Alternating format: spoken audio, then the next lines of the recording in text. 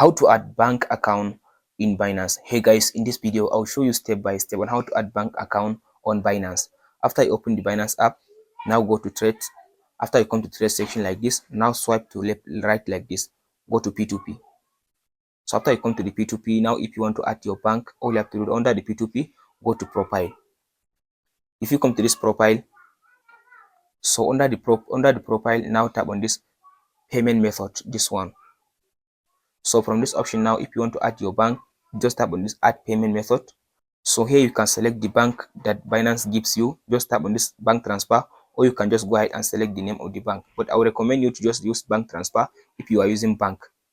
So now as you can see now here is the name that must be on your bank. Here is the name, the default name on your account. So go ahead and type in the card details or bank detail, bank name. So after you add in your IBAN, if it is available, if you tap on this confirm button, from there your bank will be added like this. As you can see now, you will be added like this.